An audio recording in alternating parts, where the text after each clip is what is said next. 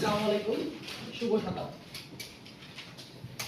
জ্ঞানযাত্রা টিমের পক্ষ হয়ে প্রতিনিধিত্ব করছি গ্রুপ ক্যাপ্টেন আমি মোহাম্মদ আজম হোসেন। আমার রোল নম্বর 25-10-40-41-13। উপস্থাপন করছি বাঙালির নৃতাত্ত্বিক পরিচয়। নৃতাত্ত্বিক পরিচয় বলতে বোঝায় একটা নির্দিষ্ট মানব গোষ্ঠীর দৈহিক, বংশগত, ভাষাগত ও সাংস্কৃতিক বৈশিষ্ট্যগুলোর উপর ভিত্তি করে তাদের একটা নিজস্ব স্বাতন্ত্র পরিস্থিতিমূলককে বোঝায়। নৃতাত্ত্বিক এই বৈশিষ্ট্য প্রধানত দুইটি বিষয়ের উপর নির্ভর করে। একটা হচ্ছে জাতিগত বা বংশীয়, আর একটা হচ্ছে গোষ্ঠীগত বা জাতিসত্তা বা গোষ্ঠীগত পরিচয়। এই জাতিগত বা দৈহিক পরিচয় একটা নির্দিষ্ট মানব গোষ্ঠীর দেহের বিভিন্ন আকৃতি, যেমন দেহের উচ্চতা, চুলের কালার, রক্তের গ্রুপ ইত্যাদির উপর ভিত্তি করে গড়ে ওঠে। আর জাতিসত্তা বা গোষ্ঠীগত যে পরিচয়, এটা একটা নির্দিষ্ট মানব গোষ্ঠীর নিজস্ব ভাষা, সাহিত্য, সংস্কৃতি ইত্যাদির উপর ভিত্তি করে গড়ে ওঠে। নৃতাত্ত্বিক এই পরিচয় বিশ্লেষণ আমাদের জন্য অত্যন্ত গুরুত্বপূর্ণ, কারণ নৃতাত্ত্বিক এই বিশ্লেষণের ফলে একটা জাতির শুধু শিকড় সম্পর্কে বা উৎপত্তি সম্পর্কে জানা যায় না, বরং একটা জাতির নিজস্ব ভাষা, সাহিত্য, সংস্কৃতি ইত্যাদি সম্পর্কে অবগত হওয়া যায়।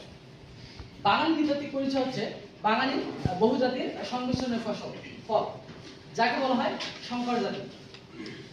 বিভিন্ন সময়ে বিভিন্ন জাতিগোষ্ঠীর আগমন, যেমন নেগ্রিটো, দ্রাবিড়, মঙ্গোলীয়, তুর্কি আগমন ও ইউরোপীয়দের আগমনের ফলে আগমন ও সংমিশ্রণের ফলে জাতি গড়ে উঠেছে। ফলে এই সংমিশ্রণের ফলে বাঙালি জাতির ভাষা, সাহিত্য, সংস্কৃতিতে এক অনবদ্য বৈচিত্র্য দেখা দিয়েছে। সুতরাং এই সংমিশ্রণের ফলে আমরা বলতে পারি যে বাঙালি নৃতাত্ত্বিক পরিচয় একটা একক বা বিশুদ্ধ জাতি নয়, বরং বহু জাতির সংমিশ্রণের ফল। এখন আমরা দেখি যে বাংলাদেশ ও বাঙালি জাতির উৎপত্তি, বিবর্তন ও বাঙালি পরিচয়। আজকের যে অখণ্ড বাংলা, এই অখণ্ড বাংলার জন্ম একেবারে হয়নি। এর জন্ম হয়েছে বিভিন্ন জনপদের মধ্য দিয়ে, যেমন উত্তর বাংলার কুণ্ঠ, বরেন্দ্র, দক্ষিণ বাংলার বঙ্গ, পশ্চিম বাংলার রাঢ়, তাম্রলিপ্ত, এরকম বিভিন্ন 16টি জনপদের কথা জানা যায়। তার মধ্যে কুণ্ঠ বাংলাদেশের সবথেকে প্রাচীন জনপদ। এই জনপদগুলোর নিজস্ব নাম ও নিজস্ব বৈশিষ্ট্য ছিল। সেই সময় শাসক যারা এই বাংলা শাসন করতেন, তারা এই জনপদগুলোকে একত্রিত করে একটা দেশ বা একটা রাষ্ট্র বা একটা জাতি গঠন করতে চাইছিল।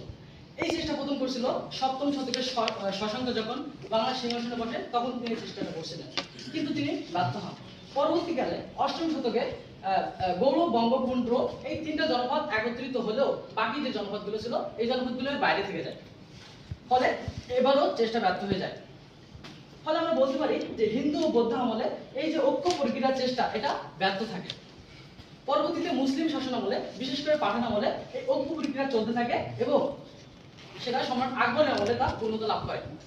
4র্থ শতকে শামসুদ্দিন ইলিয়াসী যখন বাংলা সিংহাসনে বসে, তখন তিনি এই সমগ্র জনপদকে একত্রিত করে এবং তিনি বাংলা নাম দেন এবং তিনি নিজেই শাহী বাঙ্গালা, সুলতানি বাঙ্গালা উপাধিতে ভূষিত হন। 1947 সালে যখন ভারত উপমহাদেশ বিভক্ত হয়ে যায়, তখন 2টা রাষ্ট্রের জন্ম হয়, একটা হচ্ছে পাকিস্তান আর একটা হচ্ছে ভারত। এই পাকিস্তানের ভিতরে আবার 2টা ভাগ ছিল, একটা হচ্ছে পূর্ব পাকিস্তান, একটা হচ্ছে পশ্চিম পাকিস্তান। 1971 সালে মহান মুক্তিযুদ্ধের মাধ্যমে আমরা পশ্চিম পাকিস্তান হতে এই বাঙালি জাতি কিংবা পূর্ব পাকিস্তান একটা স্বতন্ত্র জাতি বা একটা স্বতন্ত্র রাষ্ট্র গঠন করে, অভ্যুদয় হয় নতুন বাংলাদেশের। আর এই বাংলাদেশের অধিবাসীরাই বাঙালি নামে পরিচিত। সুতরাং বাঙালি বলতে আমরা তাদেরকেই বুঝি যাদের ভাষা বাংলা এবং যারা একটি নির্দিষ্ট সংস্কৃতির ধারক ও বাহক। বাংলা নামের উৎপত্তির পেছনে বিভিন্ন মতভেদ রয়েছে। আমরা সর্বপ্রথম বাংলা শব্দটি দেখতে পাই আবুল ফজলের আইনি আকবরী গ্রন্থে। তিনি বলেন যে বঙ্গ থেকে বাংলা শব্দটির উৎপত্তি, এবং ওই সময় শাসকরা মনে করতেন যে 10 গজ উচ্চ এবং 20 গজ প্রস্থ আল থেকে বাংলা শব্দটির উৎপত্তি। কিন্তু রমেশচন্দ্র মজুমদার এই কথাটির মতবিরোধ করেন। তিনি বলেন যে বঙ্গ এবং বাঙাল এই 2টা আলাদা জাতি ছিল, আলাদা জনপদ ছিল, এবং বাংলা থেকে বাঙালি জাতির উৎপত্তি।